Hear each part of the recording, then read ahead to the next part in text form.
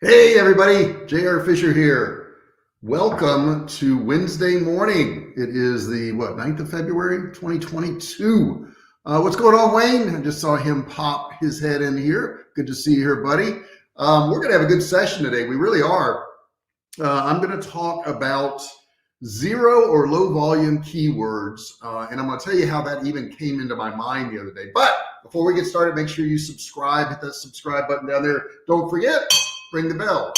Hey, look at that. It rings a couple times. Don't forget to ring the bell. Turn on all bell notifications so you're notified each and every time I go live. Man, I feel lucky today. I feel lucky today to be alive and to be able to talk to you guys and share this stuff with you. And it's funny, on your phone, it pops up memories from, the past or whatever in Facebook. And I saw the memory of us pouring our foundation for this house that I'm sitting in right now. And I thought, wow, it's been a year since they poured the foundation of this place. We moved in here in July, I guess it was. And shoot, it's already 2022. We bought the land in 2020. November of 2020, I bought this land to build this house. And wow, it's gone by fast. And I got to thank all you guys. I got to thank everybody out there because everything I have has come from you guys. So I owe you a tremendous amount. Okay, all my income, my food company, my training, everything, my ad revenue from YouTube, all comes from you guys, you people who support me. And I thank you from the bottom of my heart. I really do. I mean, you've allowed me to live a really, really good life since I've gone online. I've got to meet some really cool people. I mean, I really appreciate you guys. As a matter of fact, say hi in that chat section there. Click in there and say hello to me. I love to hear from you. I love to hear your comments. I just love interacting with you guys. I really do. And the other day I was working on my survival food site, and I hired a guy. And we're doing some keyword research because we're SEOing the entire site. It just, we've switched it over several times. It just needed a revamp of SEO. And it's a really deep dive thing. And I got to thinking, all the keywords that I want to focus on, and that's how I started this research, are ones that are used a lot. There's a lot of competition. But is it true that I should maybe use some low competition or zero search term keywords?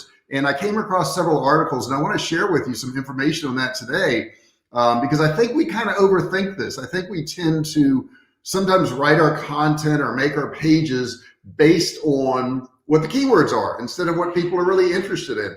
And there's so many reasons why you can't always trust the data for keywords, and I want to go through all that today. But the thing about optimizing for zero volume keywords is that you probably shouldn't overthink this, okay? If those keywords don't deliver, time or money or whatever is wasted, but you don't know if you don't try. It's like anything else. You just got to try and see what's going to happen with it. So I've given it a lot of thought, and I've gone through it. I've looked at a lot of the data, and I want to share that with you guys today because there's some really profitable things we can do. Optimizing for zero volume keywords. Why would I do that? I mean, ask yourself your question, why would I absolutely do that? And there's a lot of reasons for that. I get that optimizing for zero volume searches seems like the literal antithesis of good SEO and content performance. However, there's some reasons why you should think about it. If I were truthful with you, I would say, well, writing what I was going to talk about today, I had kind of an itching to put more keywords in my title and all that, ones that I knew that would get people. The safety is in numbers, right? I know I'm going to get CPC. I know I'm going to, be better in competition and keyword difficulty and all that stuff. But there's problems with these keywords and the softwares we use. Keyword data often comes under scrutiny for being very vague and inaccurate, okay? So we don't really know if we're doing it right. And I'm not just referring to the time that Google replaced exact search volumes for volume branding and keyword planner, which that was kind of a scam. But you don't have to look back far to see that keyword data should be taken with a pinch of salt. Even while I was preparing this video for today, I stumbled over a bunch of forum questions surrounding the volume discrepancies across keyword tools. So a lot of these keyword tools, they pull up different things. One of the ones I saw here, and I've got it up here, Href is showing search volume is 0 for a keyword, for which SEMrush is showing 4,400. That's what somebody wrote. Somebody else wrote, why is SEM Rush showing keywords with zero search volume? Another one I saw was keyword search volume in Hrefs very low. Anyone else notice the same? So, you know, even these tools that we use, guys, are not exact.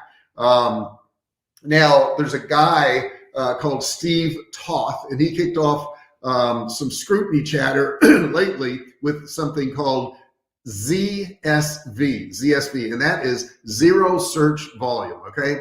And he shared a screenshot of one of his clients' search consoles, and he compared it to thousands of impressions that landed for long tail 16 plus keywords, low volume phrases against sorry looking search volume column of zeros. And yet they still got people to come to the site. Now, there's a whole lot of reasons for this. How can you really know whether a low volume search keyword is in fact low in volume if the keyword data itself isn't really reliable? Well, don't get me wrong. I'm not advising you stop using keyword tools. I mean, it's pretty bad if I were to use search volume keyword tools and then I tell you guys not to use them. So I'm not saying that at all. I'm just saying that you should maybe expand your horizon a little bit. Searches have to start somewhere. Keyword data is a solid way to assess whether there's an appetite for your content, but it's also a well-known fact that keyword optimization can and does work. However, an example is a little reminder that keyword metrics aren't to be the end all for everything. They're not always accurate.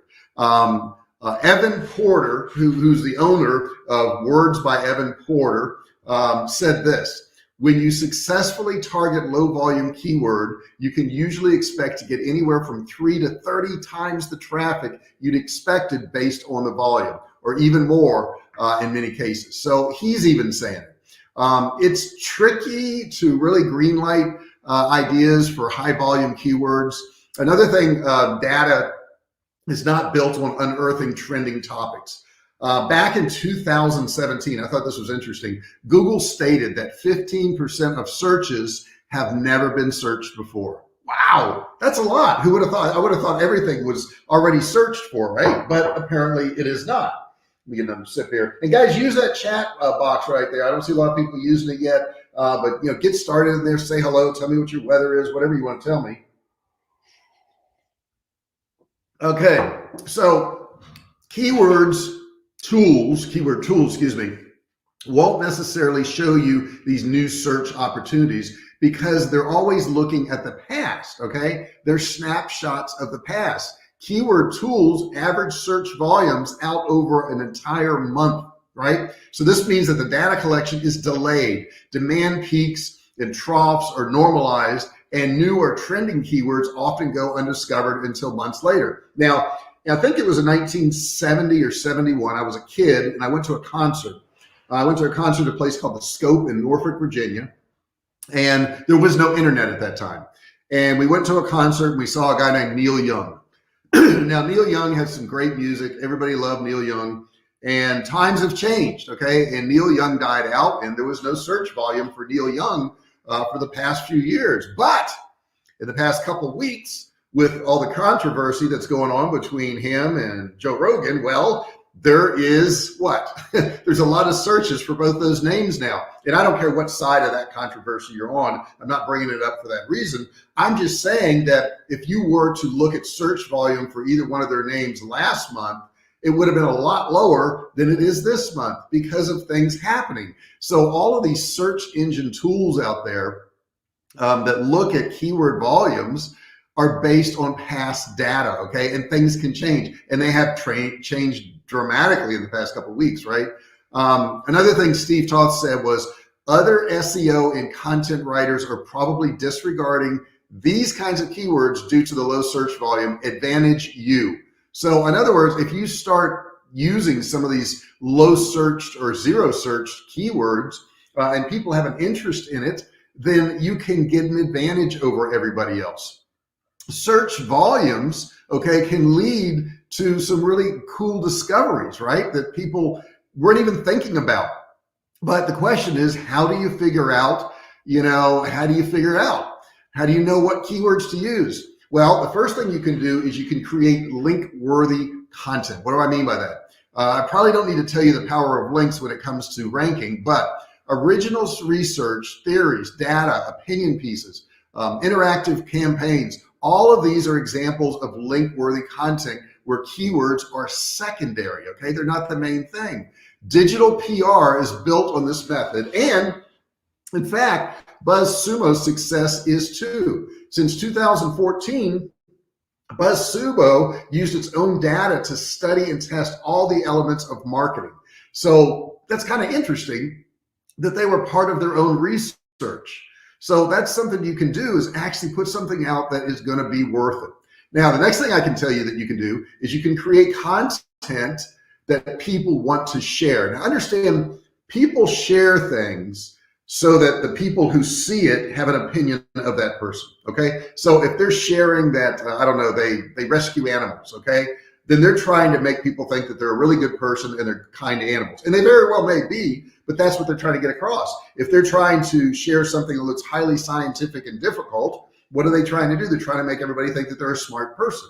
So what you want to do is create content that people actually want to share. I got a couple comments here I got to throw up on the board. Who do we got in there right now? We got in there, yes, good morning, Allison. What is going on with you today? Good to see you here. Pleasure to have you. And, keep those comments coming, guys. And Allison, Wayne, Paul, Jennifer, just put whatever you want in that search area there. Search area, I'm talking about search, in the chat area there, and I'll be happy to highlight it. All your comments will get highlighted up on the screen here. So don't put any profanity or anything, because it's going to pop up on the screen. Hey, look at this. Paul says, good weather here in Hot Springs, 64 today. I got you beat. It's going to be 70 today. Right now it is, but I tell you what, Paul, I probably didn't have you beat the past couple of weeks. Oh my God, it was cold here. What do we got today? Today, high of 70, it's 58 right now, so we're inching up. We're getting warmer and warmer. Let's see here. Can you give examples using your product line? And I'm going to do that in just a second. Matter of fact, I have that in part of my notes here, Paul, so I will be doing that. But I want to talk about the sharing thing. Shares don't directly correlate with rankings, but awareness can definitely lead to traffic. So the types of content that I'm talking about are really good for landing links, which people naturally share. Creating shareable content is also about tapping into social conversations and trends. So you're going to have to dig in a little bit. If you know a topic is gaining momentum on social, do you really need to check the search volume to validate your idea? I mean, I know just looking at the news every day, if you type in Ukraine 2 months ago, nobody was searching it. If you type in Ukraine today, everybody's searching Ukraine. They want to know what's going on there. They're trying to figure out where it is on the map. You could probably do an article where it's located. To give you an example, Paul, I could put in there, do Ukrainians have enough food storage supplies? Okay. And I could write a whole article about that. And then I could put in the article, how to get good deals on food storage. And that link could go back to our products. So what you can do is incorporate something that you know is going to be trending, that you know is in the news, but may not have a lot of search volume yet, and incorporate that with your product. So I hope that gives you a good example of that, Paul. Kind of gives you an idea of what I'm talking about. So that's something you can do. There's other ways you can go about this, guys. A lot of other ways you can go about this, actually. You can tap into your community, okay, your personal community. Involving your community means that you have a ready-made audience for your content once you publish it. Now, I have a ready-made audience. I have a ready-made audience for digital marketing and making money online. I have a ready-made audience for survival food and survival stuff. This is an awesome awareness as you prepared earlier type thing. So you can set this up. So you can turn to Slack. You can look at Facebook, LinkedIn. You can look at forums. Check out your email contacts, industry influencers, any group that may have an interest in what you're creating, and rally the troops, right? Rally the troops. Get expert opinions, get quotes, examples. You could do interviews, day in the life type vlogs or blogs, case studies. And this is kind of a day in the life. This is what I do every day, right? You could do polls, surveys, webinars, podcasts. There's so many things out there. Now, I mean, with the success of Joe, everybody wants to have a podcast nowadays. So, search volume for podcasts a couple of years ago was probably nothing, but now it's probably pretty high. And I haven't looked at that particular one, but it's probably high. People are realizing you can make money on that. Let's see here. Yeah, keep the questions coming, guys. Paul, you've jumped in there. I appreciate that. All you folks, and we're having them come from Facebook and YouTube. So I want to put them up on the screen so that you guys can see them. Now, don't always focus on keyword numbers. Focus on number of keywords, right? So think about this. According to Evan Porter from Niche Site Project, you should be optimizing a single page for multiple low volume keywords if you want to see a boost in traffic and rank in the SERPs, search engine results, right? Pages. He coined the term cluster keywords to describe an approach which involves optimizing your content around numerous zero search volume keywords with shared content. Now think about this. These are some of the ones searches related to, is the grocery store least crowded? Okay, so these are some of the other searches, and I wrote these down so I could share them with you. Best day to grocery shop at Walmart. That's a related one. Best time to grocery shop at Walmart. I'll get this right. When are groceries the cheapest? Are grocery stores busy on Easter? Are grocery stores busy on 4th of July? How busy is Walmart right now? Best day to grocery shop at HEB. HEB, by the way, guys, if you don't live in Texas, it is our grocery store. We don't really have any other grocery stores here. We have Walmart and we have Target and we have HEB. That's it. And then the last one on here was, are grocery stores busy today? So all of those are kind of related in there. Now, I want to read to you a quote from Evan Porter, who is the contributor to Niche Site Project. Now listen to this. Cast a wide net over a dozen or more zero or low volume keywords that are all basically the same thing.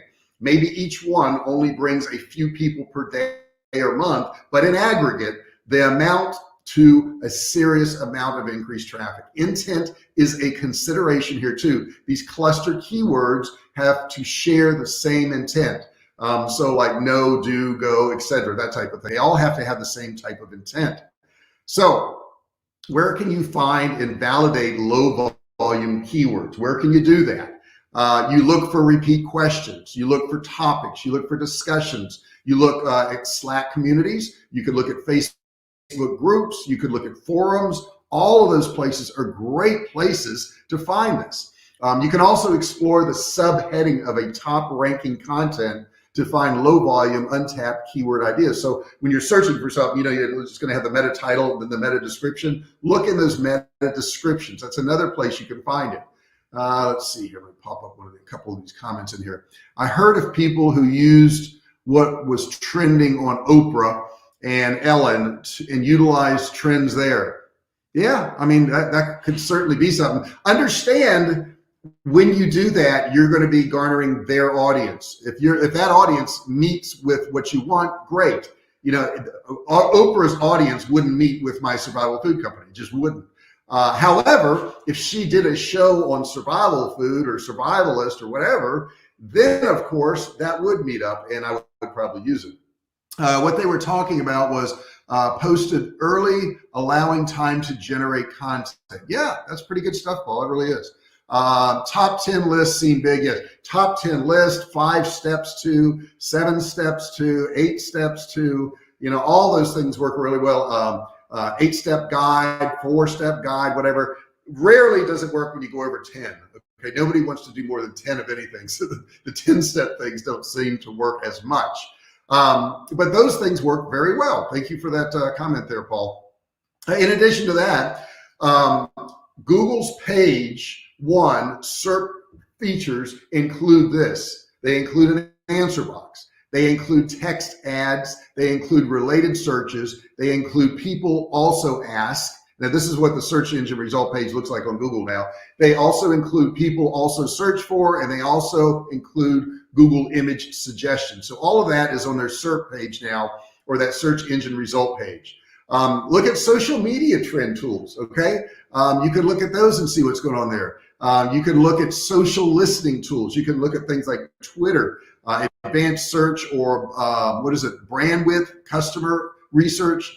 You can look at website search bar. You can do that. It's going to have a drop down of things that people are searching for.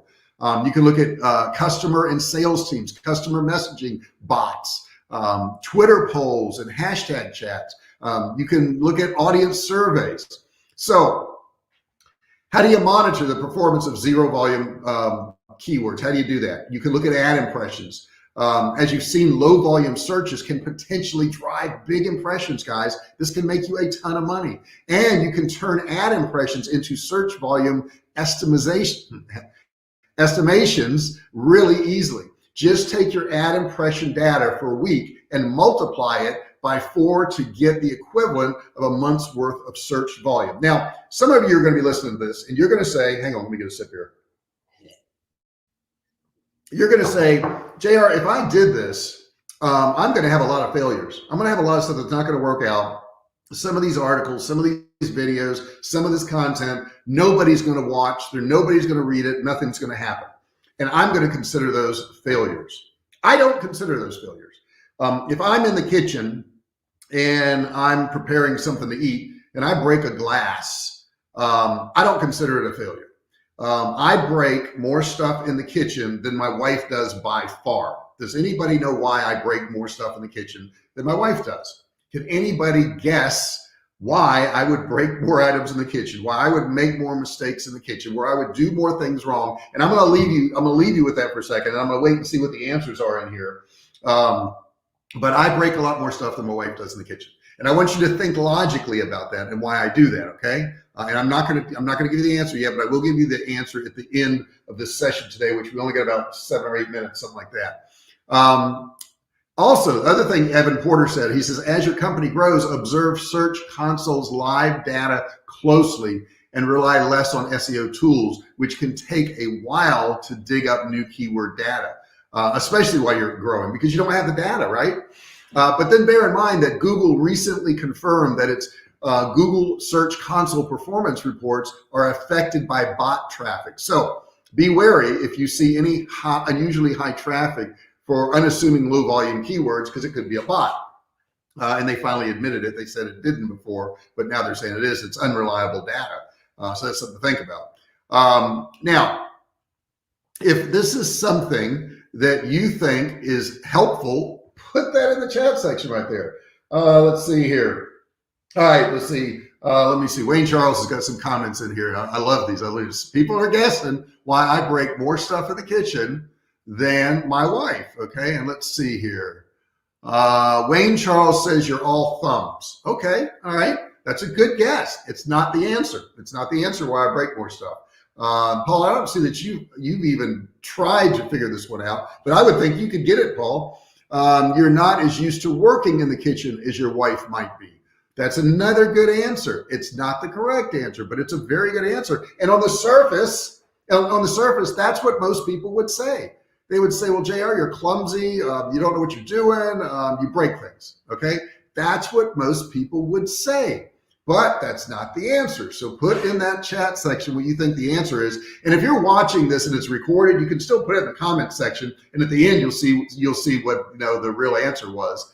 And it's my real answer. Okay. So that's one thing you got to be careful for, because it's me saying it. So I come up with a solution, but let me take a sip here. All right, let's see here. This session was great. Well, glad you liked it, Paul. I really appreciate it. So I'm going to give you the answer. The answer why I break more things in the kitchen. I do all the cooking. See, it was there, and now that you hear it, you're going to say, well, yeah, if you do all the cooking, absolutely, you're going to have a chance to break more. Absolutely, if you try to use these low volume, zero search keywords, you're going to have more failures. However, I do get some meals cooked.